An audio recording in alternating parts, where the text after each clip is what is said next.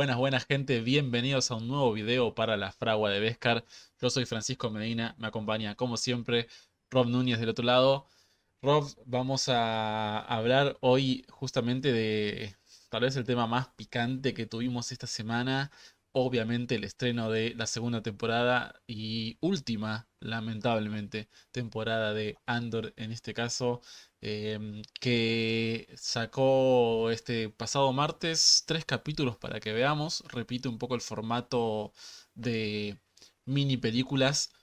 No sé por qué mini películas, porque son realmente películas. No hay la única razón por la que nos hace ruido es que paran en el medio, pero si vos juntás todas estas capítulos de 50 minutos, tenés una película de principio a fin para contar lo que es un formato que a mí me parece muy interesante y que le funciona mucho. Para mí le hace muy bien a Star Wars este formato. Rob, primero y principal, ¿cómo estás? Bien, bien, Fran, contento de reunirnos nuevamente en torno a la liturgia starwasera y fraguacera y, y también bastante contento por el inicio de ello. Personalmente el producto audiovisual que es más esperado de Star Wars, así que nada, bien con los ánimos bien arriba para comentarlo y todo lo que se viene. ¿Tú, qué tal? Yo muy, muy feliz. Realmente creo que nos está, Andor nos está empezando a poner la tarea difícil de no considerarlo tal vez el mejor producto de todo Star Wars. Yo creo que estamos muy cerca de eso y es raro porque siempre nos gusta hablar de cómo Star Wars es un producto que nació en el cine y que tiene que estar en el cine, pero tal vez el mejor producto de Star Wars no está en el cine, Rob, está tal vez en la televisión. Por ahora sí, así parece. Sí, pero es raro, ¿no? También porque justamente no es tu típica serie por la forma en la que está contada, ¿no? Realmente me parece que está más cerca de una película que de una serie con este formato de los triple capítulos.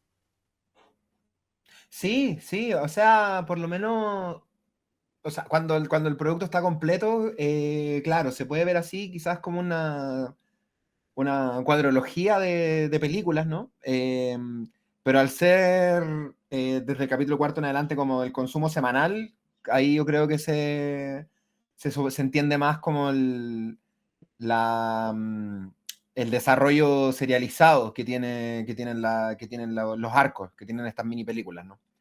Eh, que a mí me parece bien, a mí me gusta, creo que permite digerir bastante bien los capítulos, porque hay mucho contenido, bueno, ya la primera temporada lo tenían, pero esta segunda ha seguido la misma tónica de que hay mucho contenido en cada capítulo, entonces yo agradezco que haya una semana entre cada uno de ellos para poder darle vueltas, sí, porque hay mucho que conversar, hay mucho que dialogar entre ellos. Bueno. Hay mucho que dialogar y vamos a hacerlo. Rob, vamos a hablar de los que nos pareció. No sé, podemos separarlo en capítulos si querés, para ir charlando un poco de lo que vimos, pero Andor comienza, la premisa ya la sabíamos, sabíamos que originalmente querían ser 5 temporadas donde se cuente lo que pasa en un año cada una y decidieron para esta temporada limitar esos 4 años restantes en 4 pequeños arcos de 3 capítulos cada uno. Entonces este primer capítulo ya empieza, te lo dice clarito, un año después, ¡pum! Este es el segundo año de las aventuras de Cassian Andor. Y empieza con un trabajo muy parecido al que vimos en la primera temporada, una infiltración típica para Cassian ya a esta altura, es lo que es su especialidad, en una base imperial donde se tiene que robar un TIE Fighter muy extraño, no sé para quién estaban creando esta nave porque me parecía demasiado poderosa para simples Stormtroopers, pero muy interesante el formato, ¿no? Y continúa esta idea de la primera temporada, Rob, de cómo hace Cassian para robarse todas estas cosas. El chabón entra caminando y se la lleva, porque el Imperio sigue mostrando lo inepto que es para estas cosas, ¿o no? Sí, sí, de hecho. Pero además creo que también muestra que los tentáculos de la rebelión ya empiezan a extenderse mucho más allá de estos pequeños agentes que tienen como Cassian. Eh, y hablo puntualmente de este personaje femenino que aparece dentro de la instalación militar imperial, que creo que dan mucho juego, a pesar de lo poco que salen, creo que dan mucho juego y dan mucho espacio como para creerse que que la rebelión finalmente se va a convertir en lo que vimos en la trilogía original, en un grupo armado paramilitar de un poder considerable, con recursos militares considerables. Y creo que estos pequeños personajitos como la muchacha cuyo nombre no recuerdo, no recuerdo si lo mencionan de hecho, me gusta que tengan estos espacios, que no sea solamente como Cassian engañando imperiales, sino que sea necesario también el inside job para permitir que las misiones se lleven a cabo. Ujú. Muy importante, ¿no? Y también me gustó mucho de ese personaje como, como esa inseguridad de, bueno, como que yo estoy bien acá, o sea, yo tengo un laburo, me pagan, realmente no estoy lastimando a nadie, pero también hay algo dentro de esa persona que se da cuenta de que a pesar de que ella no está activamente disparando a la gente, al trabajar en este tipo de proyectos, pone su ladrillo. Entonces, como que se le despierta algo que tiene que responder al llamado de la rebelión. Y eso me parece muy interesante. No es solo. La rebelión no es solo los soldados que ves explotando cosas al frente, sino es toda la gente que puede ayudar a poner lo suyo. Em, Cassian roba este fighter y se lo termina llevando al punto de encuentro donde abre como este nuevo storyline que va a llevar un par de capítulos resolver, ¿no? Pero hay un grupo de gente un poco bastante inepta también, atrapada en este planeta misterioso que después revelamos es Yavin, la próxima base rebelde a futuro. Eh, ¿Qué te parece este grupo de personas que se encuentra casi en acá? Tienen un par de cosas interesantes. Es como un poco tal vez el comic relief también del capítulo, ¿no? Sí, sí, son bastante torpes, la verdad. Me llamó la atención, sácame de mi error, pero hasta donde me quedó claro, o hasta donde entendí más bien, de alguna forma tienen un vínculo también con la rebelión. Sí, creo que en este caso sin ellos saberlos igual, porque yo lo que entendí es que Claro. Cassian trabajaba con la jefa de este grupo, pero sin que el grupo lo sepa. Me parece que la jefa no les contó sobre la rebelión a este grupo y se estaban Exacto. enterando en el momento. Eso es lo que yo entendí por lo menos.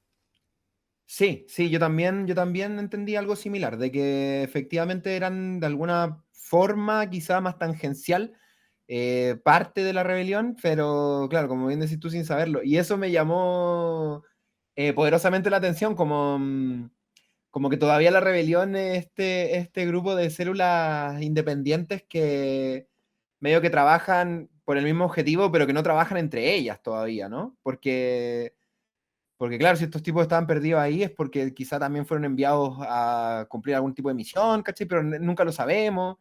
Entonces me gustó toda esa historia no contada de estas Ujú, células rebeldes perdidas, sin un horizonte, sin una brújula y sin un objetivo.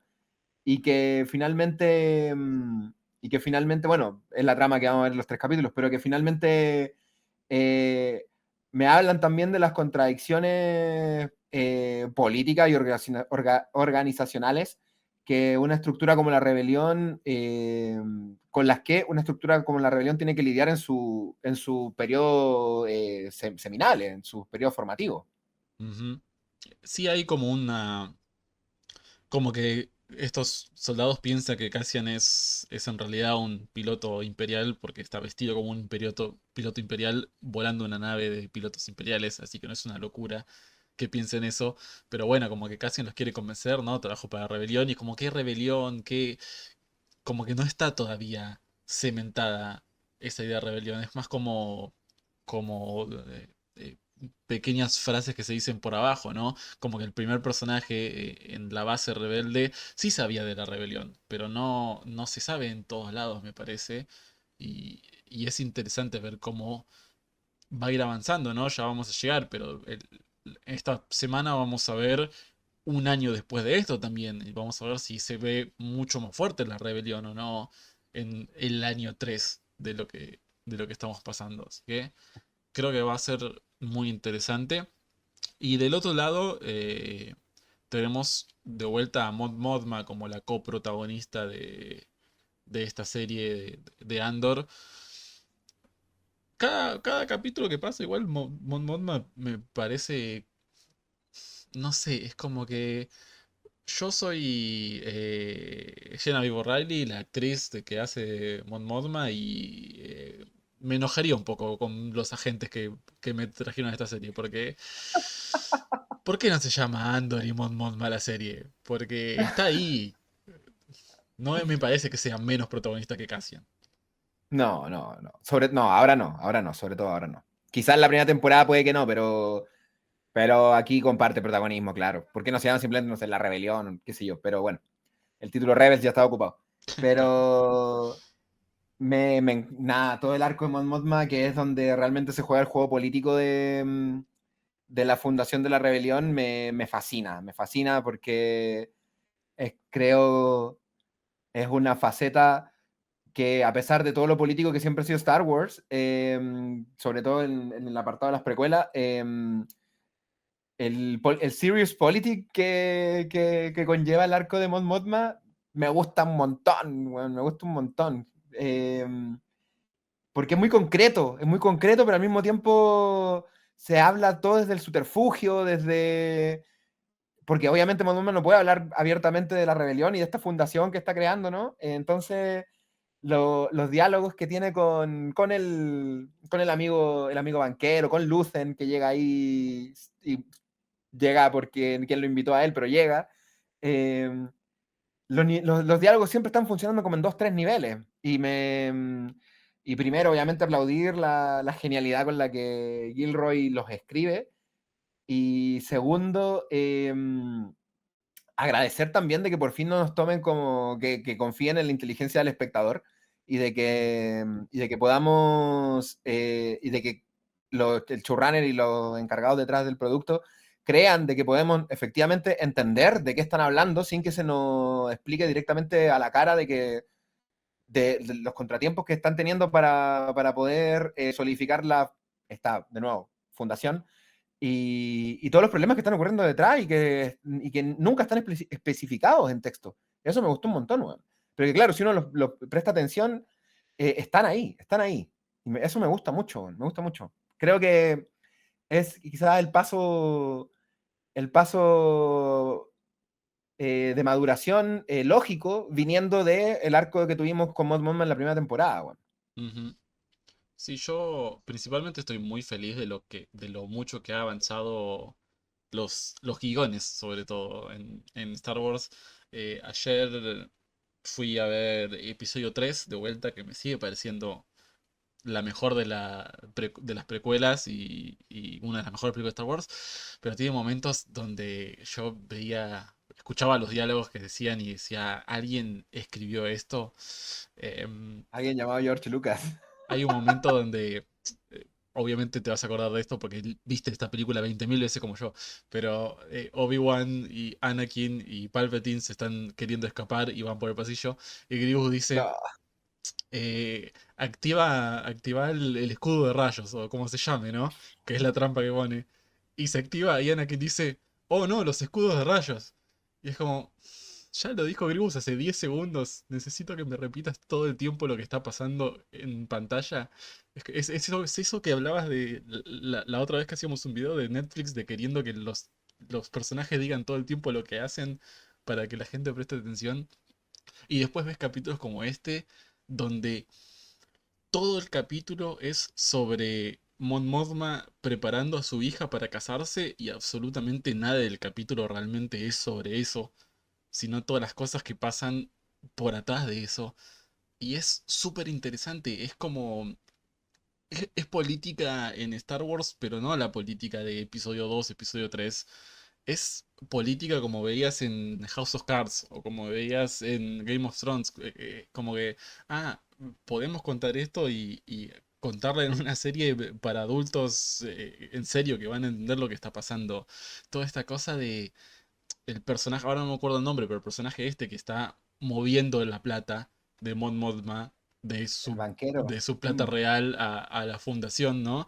Y toda esta cosa del chabón diciendo así, yo me estoy quedando un poquito atrás, viste, las inversiones no me están saliendo bien y qué mala que la estoy pasando, qué sé yo, que le está diciendo dame plata o te buchoneo contra el imperio, pero en ningún momento dice eso. Y así todo vos claro. interpretás todo lo que está contando. Y me parece súper interesante. Lo mismo, Luthen Riel en ningún momento dice, quédate tranquilo que el chabón se sube al auto y el auto explota como si fuera una película de mafiosos. Pero vos entendés todo el tiempo lo que el chabón está pensando hacer cada vez que lo mira hablar como un Mothma. Entonces, está muy bien. Creo que ha evolucionado mucho eh, a nivel guión para que vos entiendas lo que está pasando sin que esté pasando directamente. Sí, además creo que logra balancear muy bien la tensión narrativa que se genera. Por un lado, con Andor, que está más enfocado en la acción netamente tal, y en los conflictos que se gatillan por situaciones como, bueno, la que vemos de estos tipos que quedaron al naufragio. Y y el contraste que el arco de Andor hace con el arco de Mon Mothma, que es solamente casi intrigas palaciegas, ¿no? Diálogo, diálogo, diálogo. Y bueno, es básicamente gente hablando. El arco de Mon Mothma es gente hablando. Y sostener eso es difícil, weón. Sostener eso es muy difícil. Como yo ahora estoy haciendo un revisionado de The Wire y en la tercera, desde la tercera quinta temporada, hay unos arcos que son muy importantes, que son solamente de política, a nivel senatorial y a nivel de alcaldías y tal. Y, y bueno, The Wire con la maestría que tiene, creo que logra hacer de que algo tan, no quiero decir aburrido, pero algo tan espeso como la política dura y corrupta y pura, sea divertido de ver cuando es, de nuevo, solamente diálogos. Y no quiero decir de que Andor se está pareciendo a The Wire, porque, bueno, sería quizá tirar dardos muy lejos, pero creo que logra tocar ese tipo de notas, ¿cachai? De que sostener un arco que ocupa tanto tiempo en pantalla durante 3 capítulos, y probablemente durante toda la temporada va a ser así, y que se sostenga y que avance, porque la historia se desarrolla a lo largo de los 3 arcos, o sea, de los 3 capítulos. Wow, un mérito tremendo y que bien actúan, weón. Y que bien actúa Mon Mothma, weón. Que bien actúa Mon Mothma. Qué rápido logra cambiar de gesto. Su cara es camaleónica. Y me encantan estos microsegundos que tiene entre pasar de una conversación muy tensa con Lucen con el banquero que se llama Tai, creo. A ver, tengo aquí el nombre abierto. Eh, y de la frustración, sí, Tai Colma se llama. De la frustración o bueno, de la densidad que está viviendo, y de un segundo a otro se gira y de nuevo vuelve esta sonrisa bueno, del monstruo político que es Mon Mothma, una senadora de uno de los planetas más importantes del núcleo central. Y más encima está siendo la host, la anfitriona del matrimonio de su hija. Entonces, como ese cambio de personaje tan de una esquina a la otra, me encanta el mérito actoral que tiene el personaje Mon Mothma, además, obviamente, del mérito escrito que tiene el personaje como tal. Sí, primero vamos a decir que antes de seguir con esto, para demostrar un poco la poca preproducción que le ponemos a estos videos a veces, Rob, para que la gente sepa que nos gusta ser genuinos y simplemente decimos vamos a ponerle play y le ponemos play. Ya me arrepentí y no vamos a hacer capítulo por capítulo, vamos a hacer arcos de los Me personajes, parece, porque esa me parece una forma me más parece. interesante. Porque como dije, como se ve como una mini película, separarlo en capítulos me parece más aburrido que simplemente hablar de los arcos completos de todos los personajes. Y vamos a ir por Mon Mothma, porque es lo que estamos hablando ahora. Así que hablemos de todo el arco de Mon Mothma durante todos los capítulos. Em, y primero y principal, bueno, creo que siempre hay un par de gente que critica por criticar y no les gusta por el lado en el que está yendo Mon Mothma. Para mí esa es la gente que realmente no entiende que lo que está pasando por afuera de lo que se dice y esa es la gente que necesita que le digan activaron los escudos de rayos cada 10 segundos porque no entienden la serie, pero bueno, mucha crítica a Genevieve O'Reilly que recordemos fue elegida por George Lucas, porque esta es una actriz que aparecía en episodio 3 y que se cortaron todas sus escenas durante el episodio 3, así que no la vimos al final. Pero fue una apuesta a futuro que salió muy bien, porque realmente demostró una calidad de actuación en estos capítulos que yo no sé si los tenía pensado para un personaje como el que iba a aparecer originalmente en un episodio 3. Creo que esta serie le está dando a Mon Mothma un trasfondo que hace que sea mucho más interesante que solo la persona que era la cabeza de la rebelión durante episodios 5 y 6. Como que ha crecido mucho el personaje. De hecho, sí, de hecho, y qué bueno que lo puntualices de esa forma. Creo que creo que algunos niveles como del fandom entendemos que quizá es Leia realmente como la líder político de la rebelión, sobre todo de cara, no sé, a las secuelas y tal. Mm. Pero qué bueno que Gilroy le está dando a Mothma el rol, la densidad, las contradicciones y las problemáticas que merece una líder política de un movimiento como este. Porque no podría ser simplemente... El camino fácil hubiera sido crear un personaje profundamente idealizado, profundamente idealista, casi viendo como la rebelión en un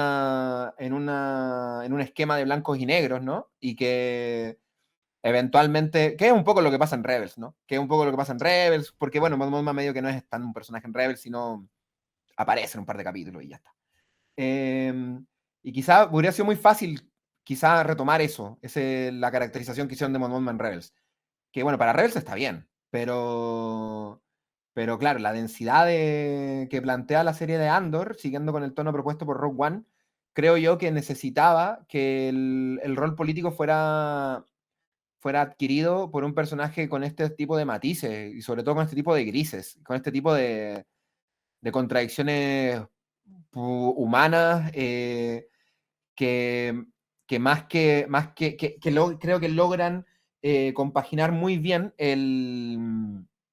la dualidad entre el sacrificio individual que ella está haciendo, que no es un sacrificio poner su vida en riesgo como lo hace Andor, con el sacrificio político que conlleva y que Lucen se la hace ver en la primera temporada, ¿no? Cuando le especifica Lucen, necesitamos que el imperio sea más malo, pero la gente va a sufrir, sí, eso es lo que necesitamos que pase, que la gente sufra.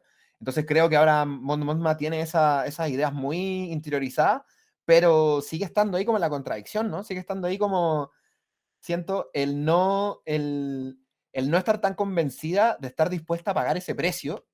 Y creo que precisamente es por eso que tenemos este momento que, bueno, leí esta descripción como en una, qué sé yo, en Twitter o algo así, que decía como Luthen Rae le dice a Mon Mothma que necesitamos financiar la rebelión y Mon Mothma se va en plan white chick getting drunk hacia el final del tercer capítulo, ¿no? Pero, pero no es para menos tampoco, entendiendo como todo el concepto, todo el mundo en el que está. Y por ejemplo, que me encantó ese momento, no sé qué te pareció a ti, el momento final con la hija, antes de entregarla, y este quizá último matiz de Mon Mothma tratando de ser madre, tratando de ser persona, tratando de ser mujer, antes que el líder político senatorial y el líder político rebelde, que es, y cómo esa puerta, por última vez, yo creo ya, se le cerró definitivamente. Es súper interesante porque camina esa línea de Mon Mothma. No sé, me parece muy interesante cuando está por salir con la hija y le dice, mira, podemos cortar acá, le decimos al chabón que ya fue, nos vamos las dos, abandonamos todo y listo. Y al mismo tiempo su misma hija la mira como, ¿estás loca? O sea, Me gustaría que estuvieras ebria, claro. como que su misma hija no le parece tan mal que a los 15 años se esté casando, que estén haciendo toda esta fiesta, derrochando millones y millones de créditos o lo que sea, cuando hay gente muriendo de hambre, porque está tan metida en la cultura como estaba ella en su momento, ¿no? Eh, en ningún momento explicitan, pero está bastante claro que cada escena de Mon Mothma mirando a la hija se está viendo a ella misma cuando le tocó pasar por todo eso, probablemente en un casamiento en la que ella no quería estar originalmente y que se habrá casado por conveniencia y que tuvieron que hacer todas estas cosas que no hubiera querido hacer. Y, y es re interesante ver estas dos partes de la figura de Mon Mothma, ¿no? De cómo es en la vida política y cómo es en la vida en su casa, si uno quisiera. Y, y crece un poco y el final del tercer capítulo me parece impresionante justamente por esto, ¿no? Porque en el principio de la primera temporada, en el primer capítulo de Luthen, el chabón ya camina perfectamente esta línea, ¿no? El tipo es un rebelde más, con la ropa sucia, que se sacrifica por los otros, que se mete, se infiltra, que habla con Cassian, todo. Y el chabón llega a Coruscant, se pone la camperita, se pone la peluca, cambia el tono de voz, el acento con el que habla.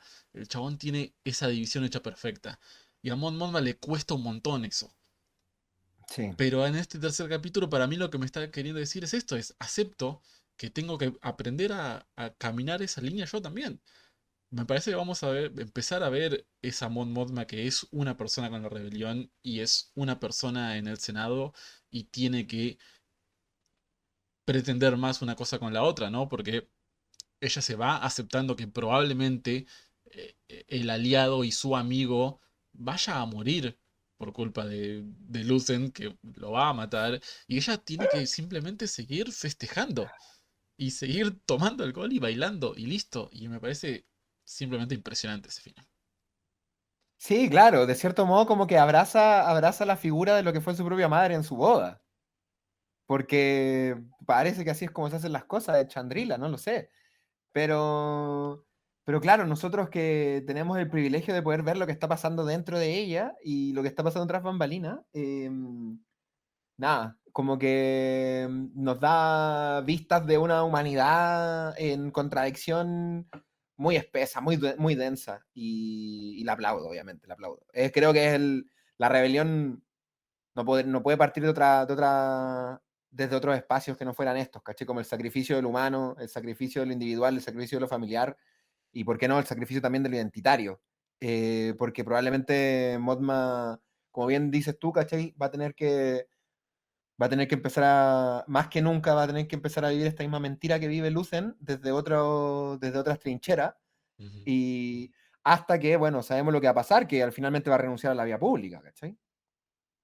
Sí, seguramente para el final de esta serie, pero va a ser muy interesante lo que pase en los capítulos intermedios y no sé, quisiera saber cuánto de el Senado vamos a ver también en estos capítulos que quedan, ¿no? Sabemos que episodio 4 del punto de vista imperial empieza justo cuando el emperador cierra el Senado, no existe más, queda él como la única figura de poder. Sí. Entonces, va a seguir siendo una parte activa de la política durante todos estos años y creo que va a ser muy interesante si llegamos a poder ver un pequeño vistazo a qué personajes hay participando del Senado. Yo no sé si es real, Rob, si viste el mismo rumor que yo, pero supuestamente vamos a ver un Bail Organa durante esta serie con un actor nuevo que lo va a interpretar, no va a repetir el mismo de siempre, es un poco extraño porque estamos acostumbrados a ver siempre el mismo Bail Organa.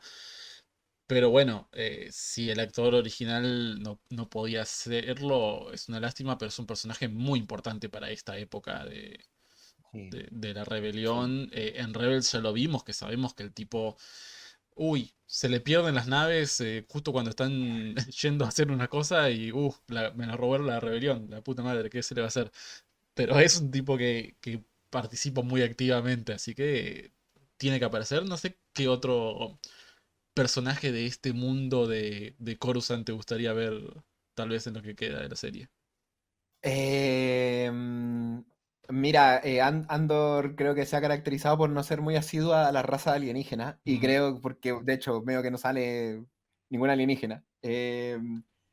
Y creo que el Senado quizás sería un espacio agradable para poder ver eso, para poder Sí, ver alienígenas de nuevo.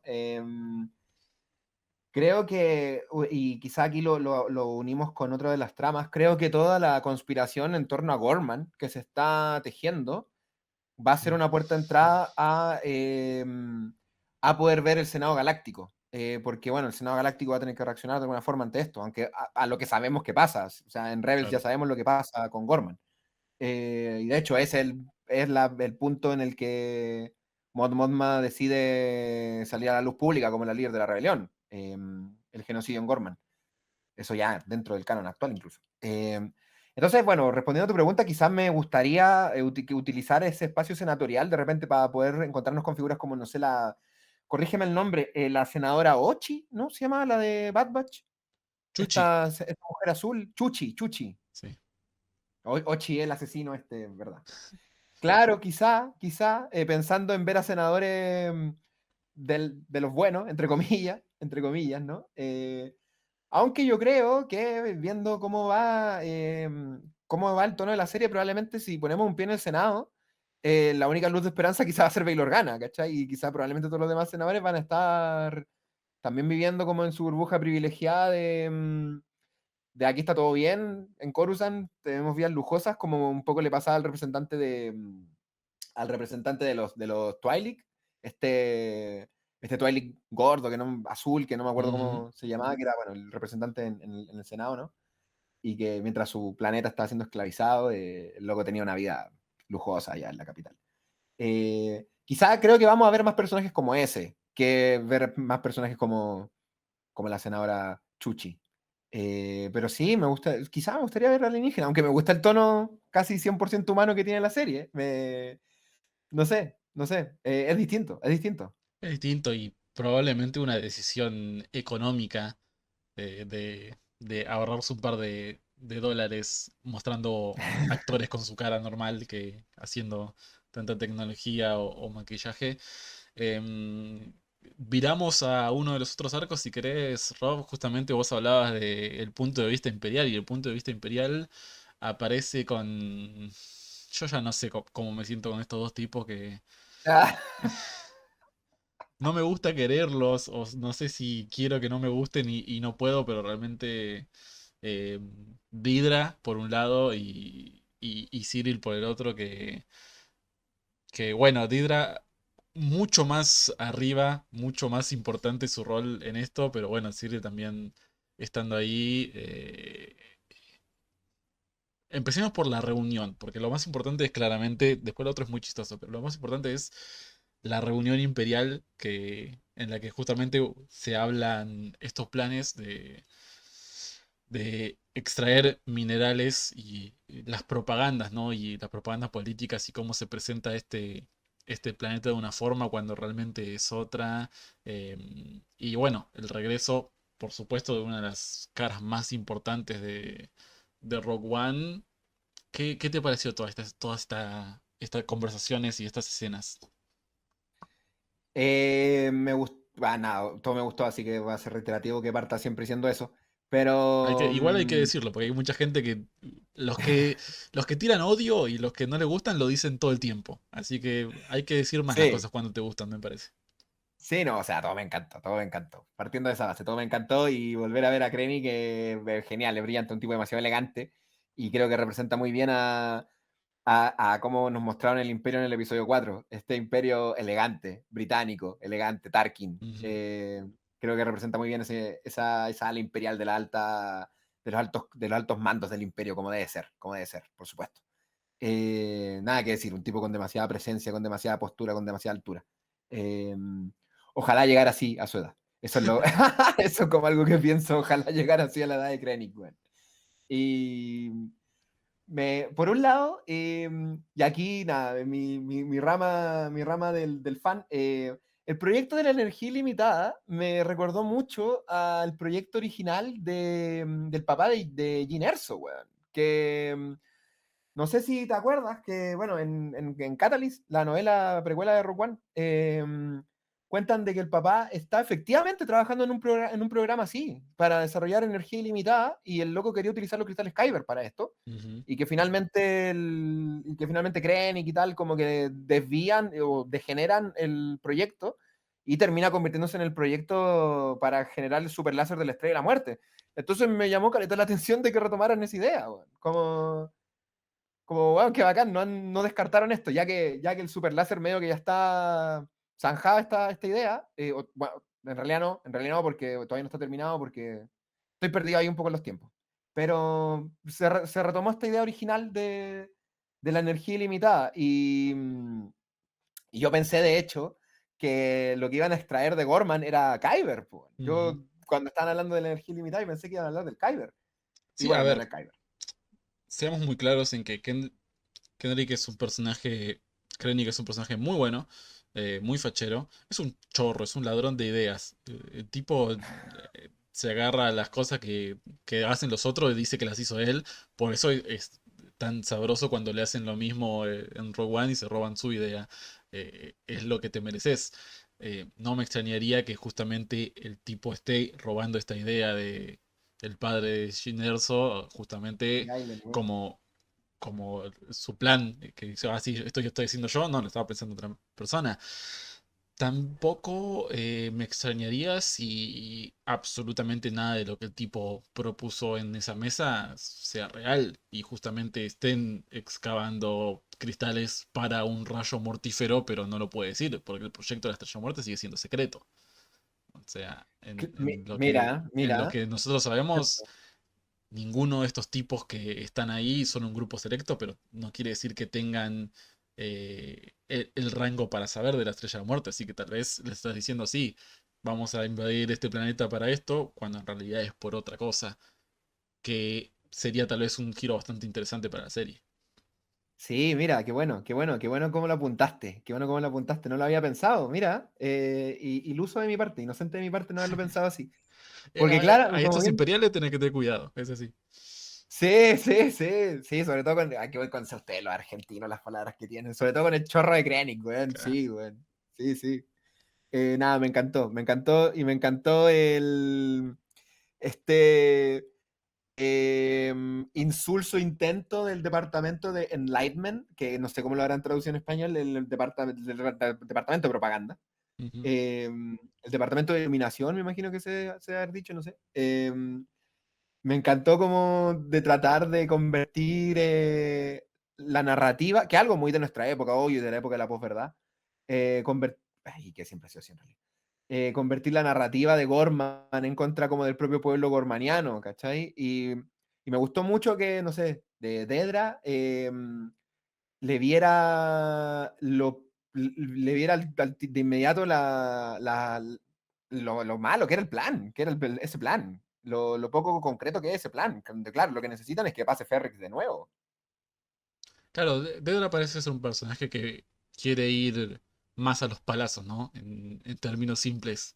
Creo que ella quiere simplemente vamos al planeta, saquemos lo que es nuestro y nos vamos.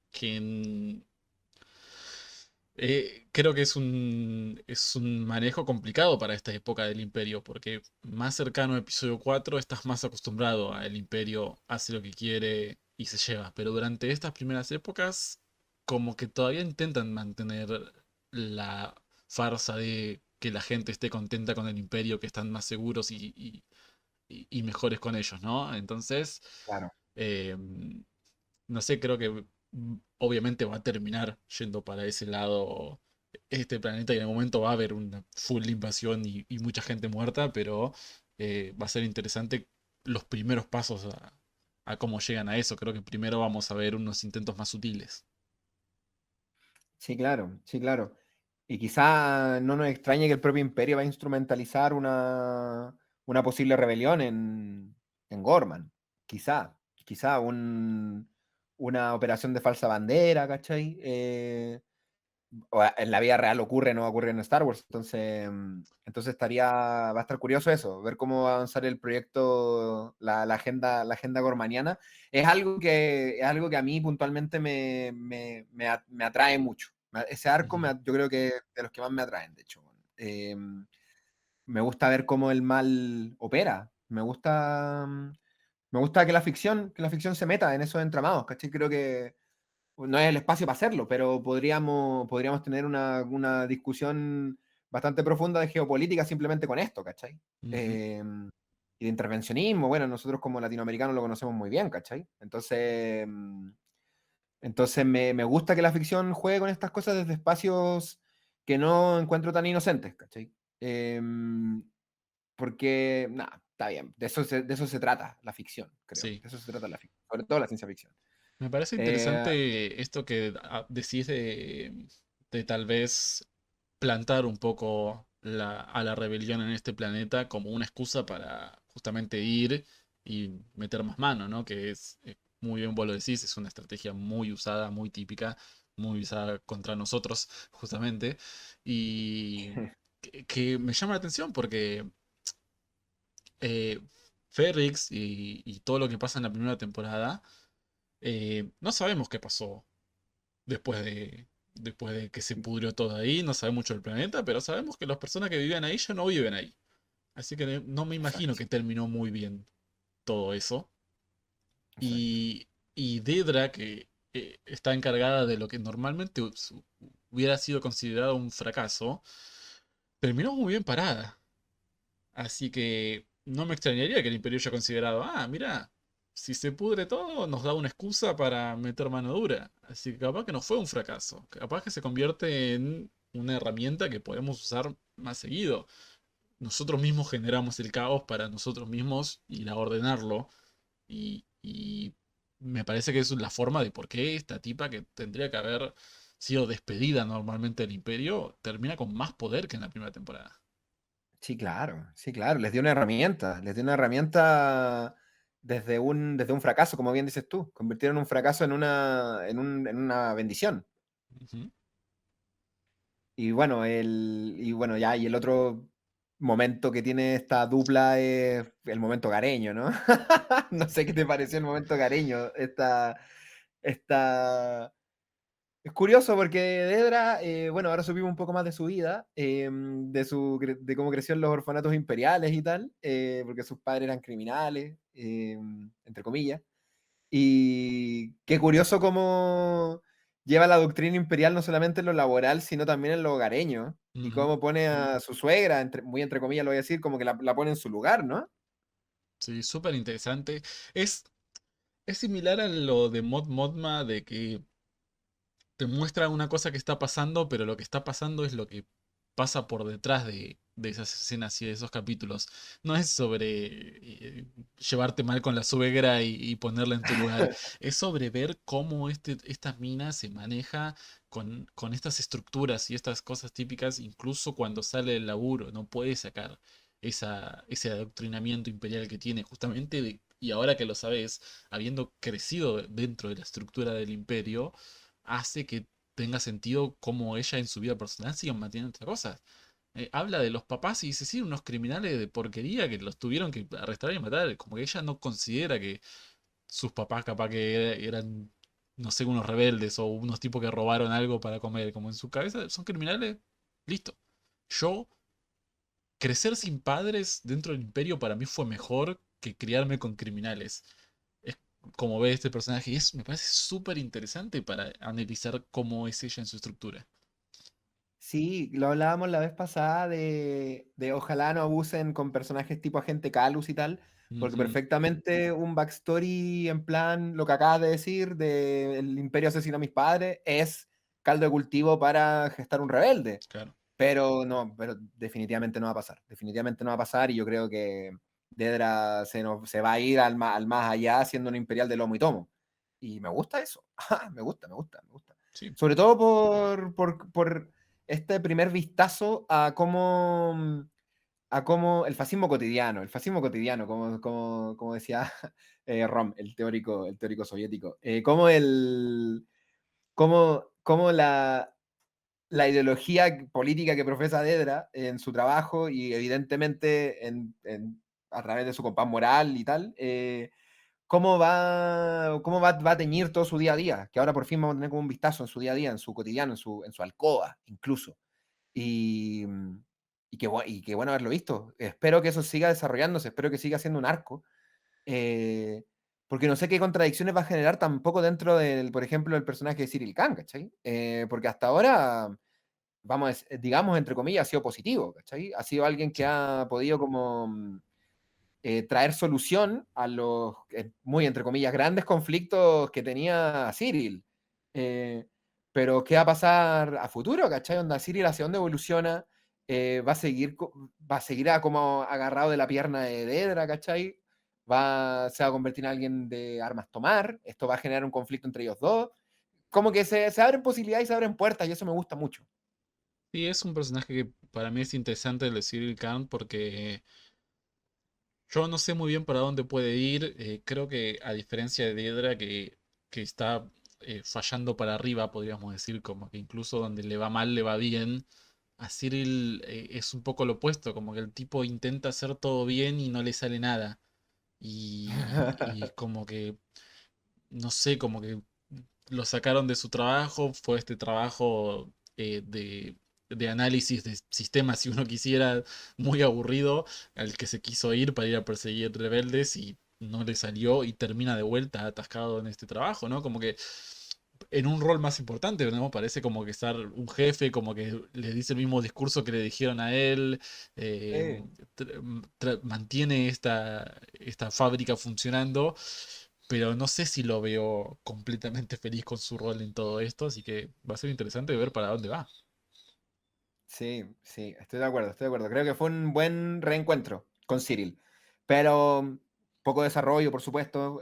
Tuvo un par de escenas nada más, pero creo que es un muy buen reencuentro que, con lo poco, deja muchas posibilidades y muchas puertas. Y eso, genial. Me gusta que Dedra sea más protagónica que Cyril. Sí, sin duda. Sí, es un poco un personaje también más interesante, me parece, de los dos, así que no está mal que ella tome un rol más protagónico y él más acompañando. Exacto, exacto. Por Y bueno, su... Sí, por su parte, hablemos un poquito, son dos, pero podemos hablar de uno, o digo como uno, ¿no? Porque es Cassian y su grupo en este caso, a pesar de que son dos planetas diferentes lo que está pasando, todo lo que le pasa al grupo de Cassian está muy arraigado a Cassian no llega y por qué Cassian no llega y todo lo que está pasando, ¿no? Eh, y bueno, un poco hablamos de Cassian, ¿no? Cassian que cae en este planeta y se encuentra con este grupo que le impide irse. Em, Creo que esa parte fue la que poquito menos me interesó realmente de los tres capítulos.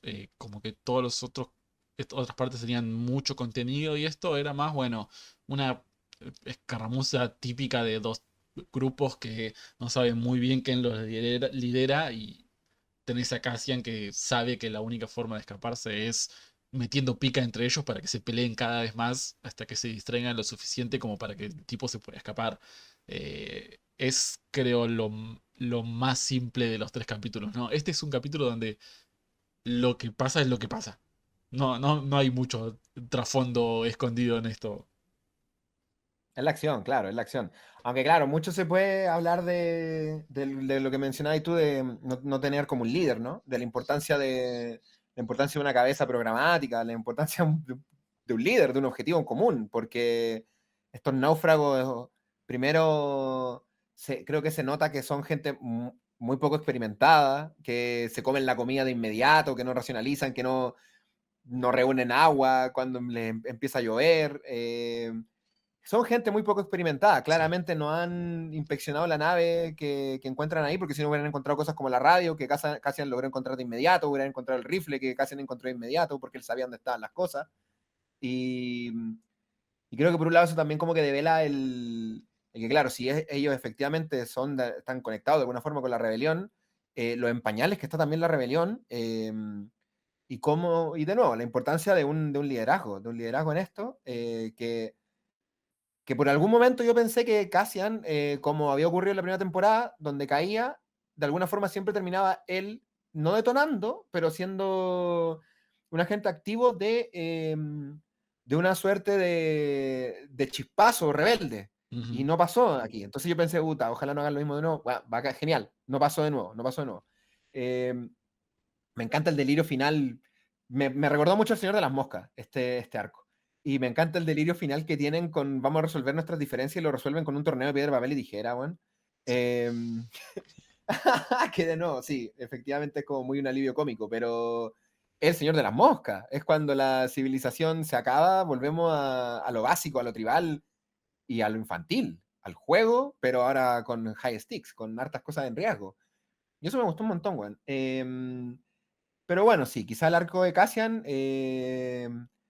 es más hasta dónde podemos tensionar la situación, porque efectivamente Cassian no llega, y cuando llega, cómo convertimos esto en una victoria pírrica, ¿no? De que, bueno, efectivamente logró rescatar a su interés romántico, a su amigo, pero bueno, perdimos en el camino a Brazo, y ¿cómo se llama? Y Vix, la Fix. chica, juez, que duro, Va- duro, duro, duro, duro. Sí, Bien Disney, o sea, bien Disney, bien Tony Gilroy, bien Tony Gilroy.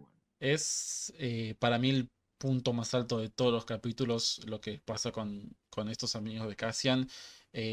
Partiendo, incluso antes de llegar a ese final, ya a partir de la base de eh, tomarse el laburo de contar una historia sobre inmigrantes indocumentados y decirlo, como que no esconden absolutamente nada. VIX activamente dice no tenemos visa.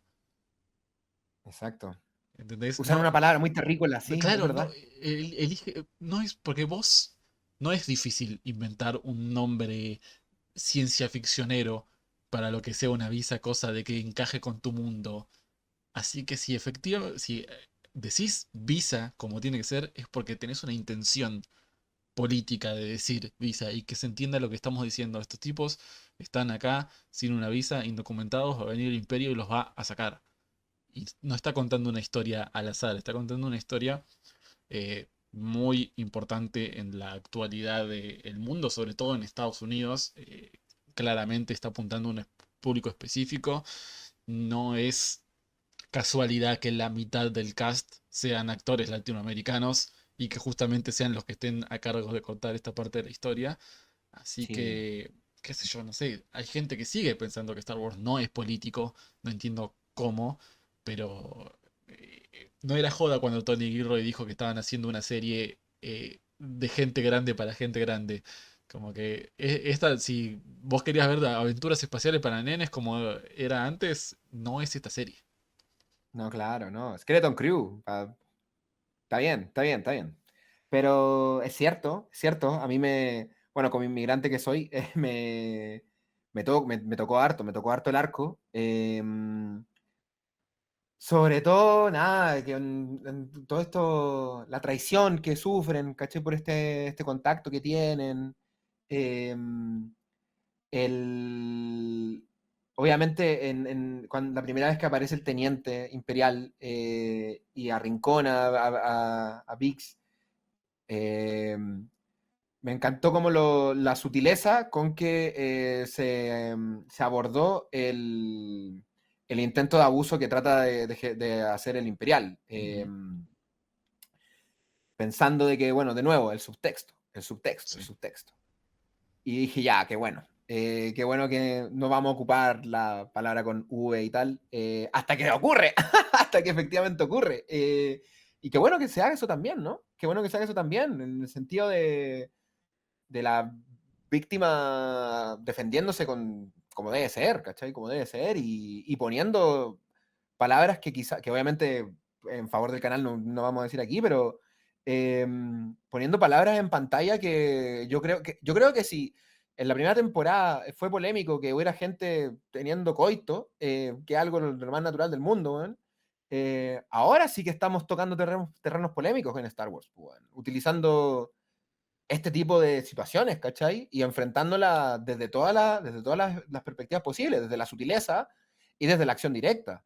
Y qué decir, po. O sea, creo que precisamente en esas narrativas de poder que rodean al gran entramado de la inmigración ilegal, o de los inmigrantes, más que de la inmigración ilegal per se, de los inmigrantes, estas dinámicas de abuso voy a hablar de dinámicas de abuso como una generalidad, no necesariamente en algo físico, se dan mucho, se dan mucho, se dan... yo mismo no voy a poder hablar mal aquí de mi experiencia de inmigrante en un país de la OTAN, pero uno escucha y presencia, y yo he presenciado muchas historias de abuso en distintos niveles, y me parece genial que, como bien dices tú, Star Wars lo ponga en pantalla. Creo que da, sin ser la hipérbole marxista que es, que no es, creo que está bueno que estos temas se discutan desde estas plataformas tan importantes, ¿no? Si finalmente es Star Wars, es una de las IP más caras que existen aún, entonces si hay un espacio donde se tienen que disputar estas narrativas, es ahí, ¿cachai? Es en el mainstream, es en el espectáculo de circo más grande que tenemos aún. Y, y qué bueno no quiero decir con el respeto, pero con el tino con que se abordó también este tentáculo de lo que Ujú. implica el abuso.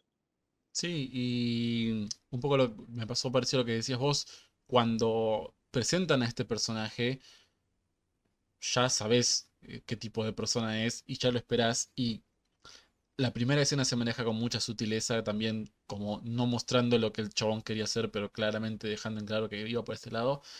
Y yo ya dije, si lo dejan acá ya está bien. Ya Sí, este indicio es suficiente para decirme, mirá qué serio que se están tomando esta serie.